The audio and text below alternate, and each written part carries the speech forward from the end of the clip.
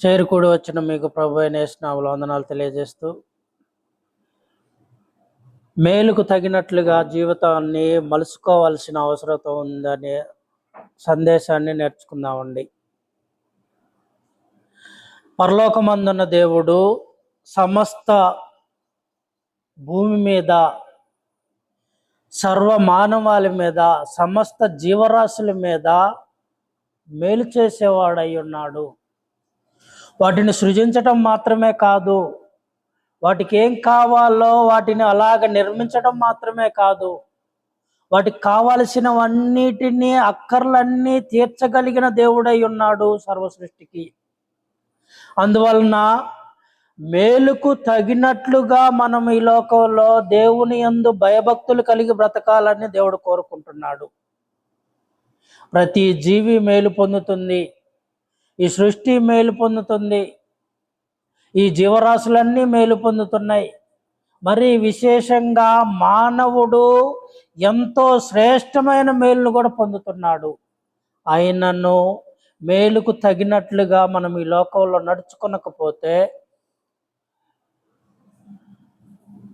మేలుకు తగినట్లుగా బ్రతుకుచున్నామా?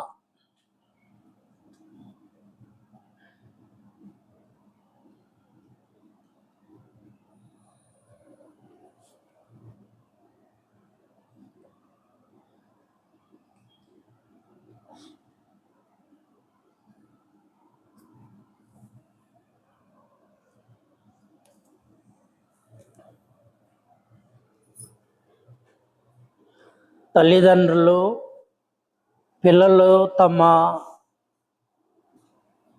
తమకు నచ్చినట్లుగా లేకపోతే తమకు తగినట్లుగా బ్రతకాలని కోరుకుంటారు.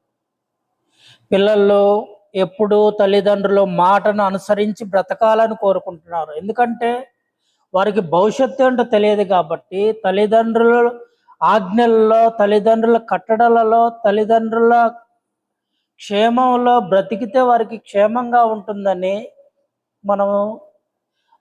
మనకు తెలిసిన సమాచారమే. అలాగ పరమందున్న దేవుడు తన చిత్తానుసారంగా బ్రతకటానికి మనకి ప్రతి ఆజ్ఞ, ప్రతి కట్టడ అనుగ్రహిస్తున్నాడు. ఎవరి కోసం అంటే మన క్షేమం కోసమే. నీకు నాకు క్షేమంగా బ్రతకటానికి, నెమ్మదిగా బ్రతకటానికి, ఈ దేహము ప్రతి నిత్యము నెమ్మదిగా బ్రతకటానికి, ఈ ఆత్మ నరకం నుండి తప్పించబడి పరలోకంలో క్షేమకరమైన జీవితాన్ని అనుభవించటానికి ఆయన మనకు ప్రతి నిత్యం మేలు అనుగ్రహిస్తున్నాడనే సత్యాన్ని గ్రహించాల్సిన అవసరం ఉంది. మేలు అనుభవించే ప్రతి మనుషుడు మర్చిపోయే ప్రమాదం ఉంటుంది. పిల్లలు మర్చిపోతుంటారు. అలాగే మనం కూడా దేవుడు ఏదైనా అనుగ్రహిస్తే దాన్ని మర్చిపోయే ప్రమాదం ఉంటుంది. దేవుని వలన మేలు పొంది వాటిని అనుభవించి మేలుకి తగినట్లుగా బ్రతకకపోతే ప్రతి మనుషుడు జాగ్రత్త కలిగి జీవితాలు కొనసాగించాలని దేవుడు కోరుకుంటున్నాడు.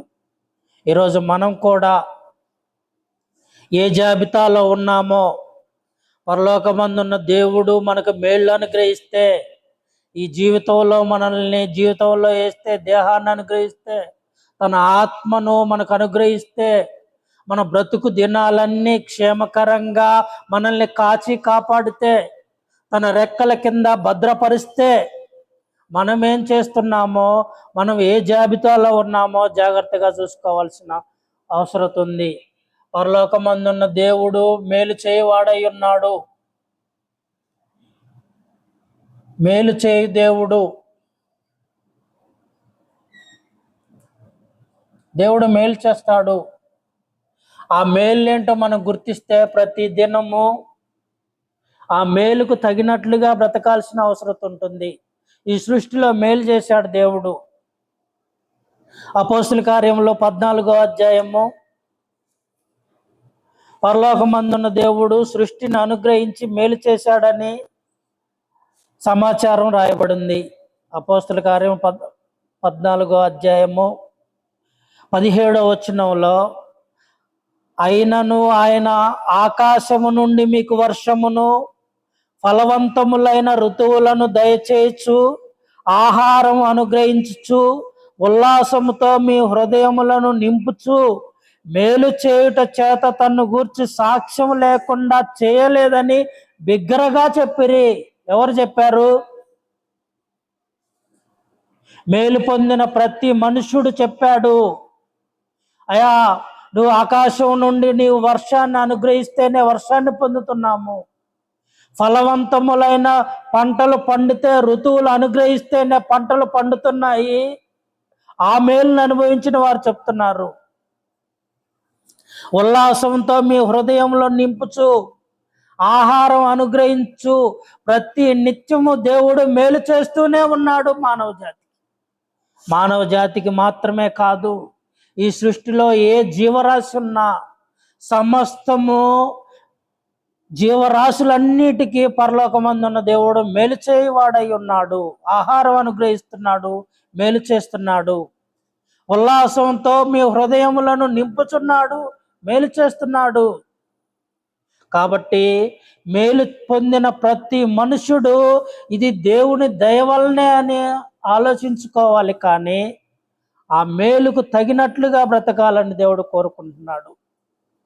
అందువలన కీర్తన గ్రంథము 119వ కీర్తనలో కూడా నీవు దయాళుడవై మేలు చేయుచున్నావని దావీదు గారు తెలియజేశాడు. 119వ కీర్తన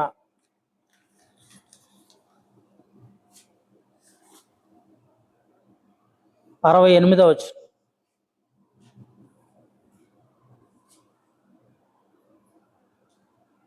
నీవు దయాళుడవై మేలు చేయుచున్నావు, నీ కట్టడలను నాకు బోధింపుము. గర్విష్ఠులు నా మీద అబద్ధము కల్పించుదురు, అయితే పూర్ణ హృదయంతో నేను నీ ఉపదేశములు అనుసరింతును. వారి హృదయము, ధర్మశాస్త్రంలో ఇశ్రాయేలు ప్రజల గురించి మాట్లాడుతున్నాను. కాబట్టి నీవు దయాళుడవై మేలు చేయుచున్నావు. ప్రతి మనుషుడి పట్ల దయ చూపిస్తున్నాడు దేవుడు. ఏ మనుషుడి పట్ల? ప్రతి మనుషుడి పట్ల, ఈ సమస్త జీవరాశుల పట్ల దేవుడు మేలు చేస్తున్నాడు. నీవు దయాళుడవై ప్రతి దినము మేలు చేయుచున్నావు దేవా అని మొరపెడుతున్నాడు.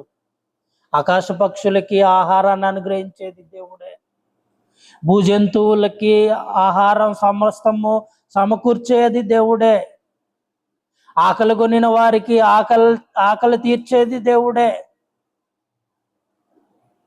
సమస్త జీవరాశుల్ని ప్రేమించేది దేవుడే. కాబట్టి ఆయన మేలు చేయువాడై ఉన్నాడు, మేలు చేయువాడై ఉన్నాడు.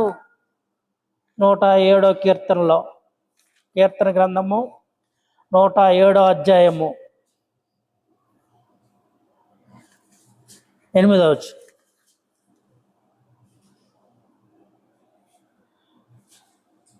ఆయన కృపను బట్టి నరులకు, ఆయన ఆశ్చర్యకారములను బట్టి వారు యెహోవాకు కృతజ్ఞతాస్తుతులు చెల్లించుదురుగాక.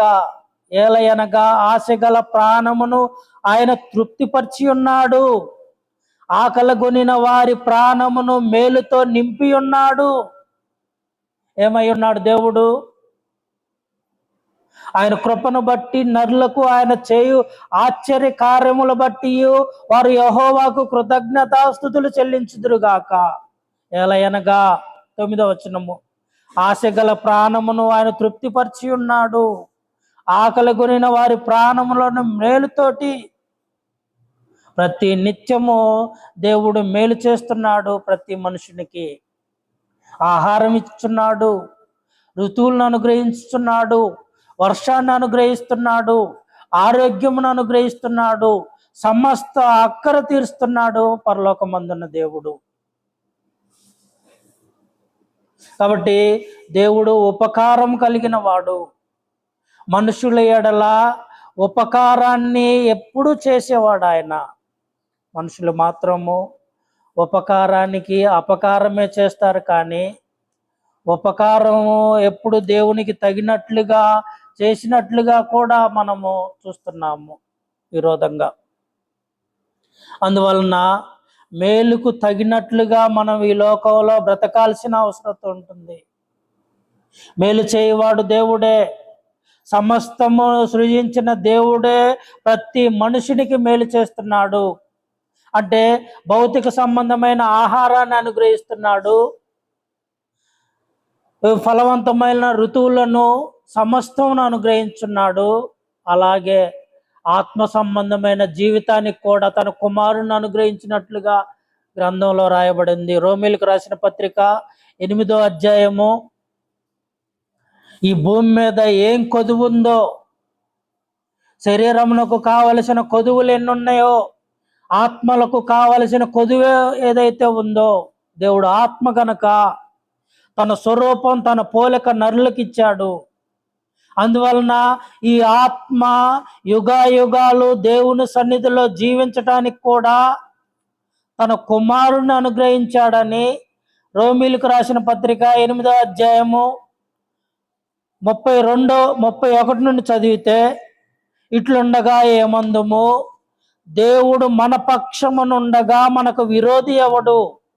తన సొంత కుమారుని అనుగ్రహించుటకు వెనుక తీయక ఆయన అందరి కొరకు ఆయన అప్పగించిన వాడు ఆయనతో పాటు సమస్తం మనకెందుకు అనుగ్రహించాడు అని తెలియజేశాడు. క్రీస్తు ప్రభువునే అనుగ్రహించిన దేవుడు ఇంకెందుకు అనుగ్రహించాడు? ఆయన ప్రాణాన్నే మన కొరకు ధారపోయటానికి అనుగ్రహించిన దేవుడు, ఆయన రక్తాన్ని మన కొరకు చిందించడానికి అనుగ్రహించిన దేవుడు మరీ ఎక్కువగా భౌతికమైనవి మాత్రమే కాదు, ఆత్మ సంబంధమైనవి కూడా అనుగ్రహిస్తాడని తెలియజేశాడు. తన సొంత కుమారుణ్ణి మనకు అనుగ్రహించిన